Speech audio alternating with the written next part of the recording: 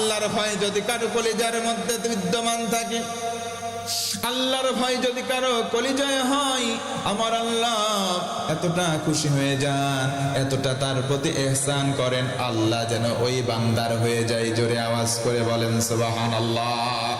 ওয়া'লামু আন্নাল্লাহা মা'আল মুত্তাকিন।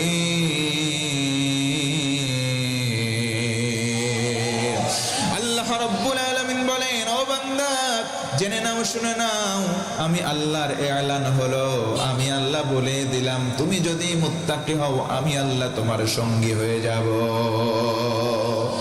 ও ভাইরা একটু বলেন তো, আল্লাহর ওয়াদা কি মিথ্যা হবে? আল্লাহর ওয়াদা মিথ্যা নয়। ওয়াদাল্লাহি হাক্কুন। আল্লাহ কোরআনে বলেন আমি আল্লাহর ওয়াদা সত্য। ভিন্ন আয়াতের মধ্যে আল্লাহ বলেন ইন্নাল্লাহা লা ইউখলিফুল মিআদ। আল্লাহ বলেন বান্দারে আমি একবার যেই ওয়াদা করব কোশ্চিন কালে ওই ওয়াদা আর ভঙ্গ করব না। জোরে আরেকবার বলেন খুশি হয়ে সুবহানাল্লাহ।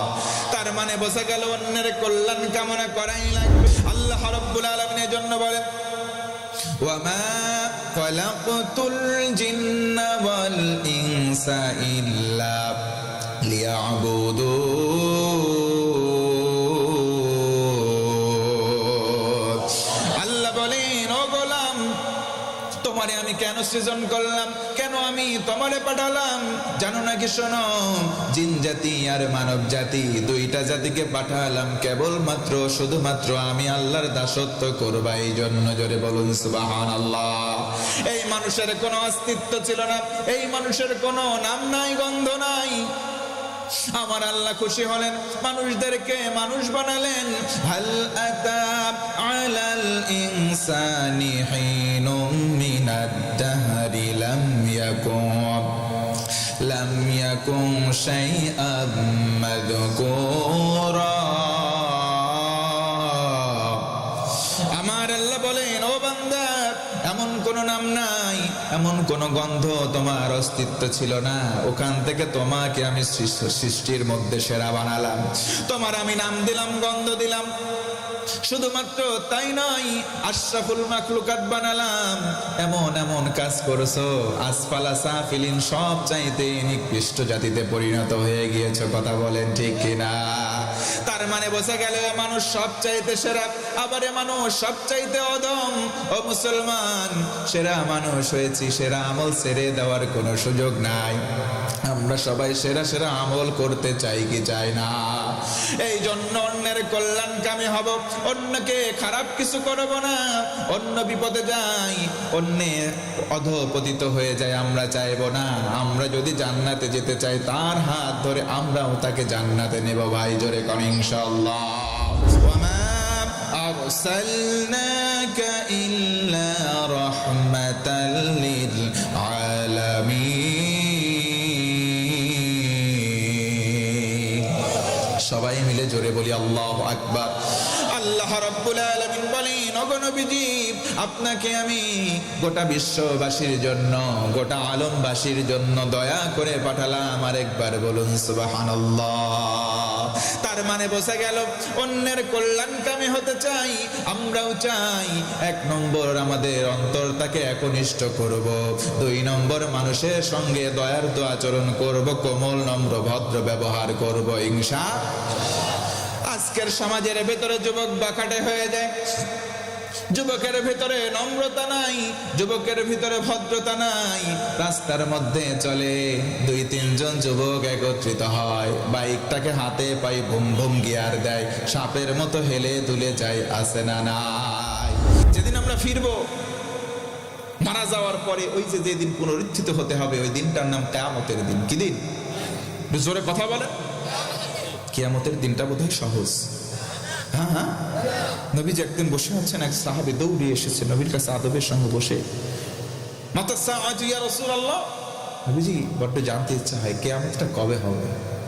নবীজি বললেন মা ইস্তাআদাত লাহা। এই বেটা আগে বল, কিয়ামতের জন্য তোর আমল কেমন, তোর পুঁজি কেমন, তুই কেমন সওয়াব করেছিস একটু বল না। কারণ নবীজি তো জানেন কিয়ামতের দিনটা বড্ড ভয়ঙ্কর হবে। কারণ আল্লাহ কোরআনে বলেন ইয়াউমা ইয়াফিরুল মারউ মিন আখিহি ওয়া উম্মিহি ওয়া আবি ওয়া সাহিবাতিহি ওয়া বানি। ভাইকে দেখে ভাই পালাবে, বাবা মাকে দেখে সন্তান, সন্তানকে দেখে বাবা মা, স্বামীকে দেখে তার বউ, বউকে দেখে তার স্বামী কিয়ামতের দিন পালাবে কেমন?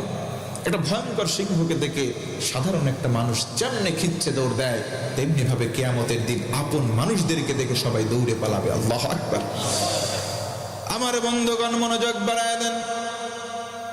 এমন ভাবে পলায়ন করবে, একটা মা জান্নাতি, একটা সন্তান জাহান্নামী। জাহান্নামী সন্তানটা মায়ের কাছে গিয়ে বলবে, মা একটা নেকির বড্ড অভাব, আজকে আমি জাহান্নামের কাঠগড়ায় দাঁড়ালাম। ও মা, তুমি তো জান্নাতি, তোমার তো অগাধ নেকি দেখলাম, তোমার থেকে একটা নেকি দাও। মা বলবে, কে আপনি? আপনাকে আমি চিনতে পারলাম না। দুনিয়ার জীবনে সন্তান কোথায় পাবো? দুনিয়ার জীবনে আমি কুমারী ছিলাম, আমার তো বিয়েই হয় না। অথচ একটা মা সন্তানকে জন্মদান করতে গিয়ে আল্লাহ বলেন, ওয়াহানান আলা ওয়াহান, কষ্টের পরে কষ্ট স্বীকার করেন, এমনকি জীবন পর্যন্ত বাজি ধরেন। জীবন বাজি ধরে একটা সন্তানকে দুনিয়ার আলো মুখ দেখায়। কথা বলেন ঠিক কিনা?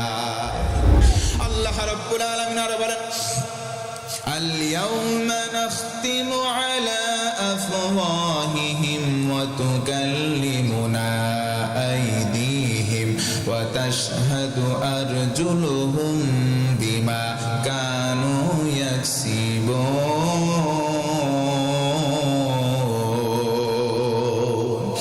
কিয়ামতের দিনটা এমন দিন, ওই দিন মানুষের মুখের মধ্যে মোহর সেলাই দেওয়া হবে। প্রতিটা মানুষের জবান বন্ধ হয়ে যাবে, হাতের জবান সেদিন খুলে যাবে। হাত সেদিন আল্লাহকে ডেকে বলবে, ও আল্লাহ, এই হাত দ্বারা গুনাহ করলো। পা দুইটা সেদিন সাক্ষ্য দেবে, আপনার আমার জবানটা বন্ধ হয়ে যাবে। একটু খেয়াল করেন, চিন্তা করেন, মনের কাছে প্রশ্ন করেন, এই যে কত গোপনে গোপনে পাপ করি, কত মানুষের অজান্তে আমরা করে ফেলি। দরজা বন্ধ করে অন্ধকারে পাপ করি, লেপের নিচে। ও যুবক ভাই, ও যুবতী বোন, মোবাইল হাতে পেয়েছো, কতজনের সঙ্গে চ্যাটিং করে সময় কাটাও, রাত কাটাও, কেউ দেখে নাই, একজন সব দেখেন, তিনি কে? এই জন্য বলবো, গোপন করো, প্রকাশ্য করো, ভালো করো, মন্দ করো, একটাও গোপন থাকবে না।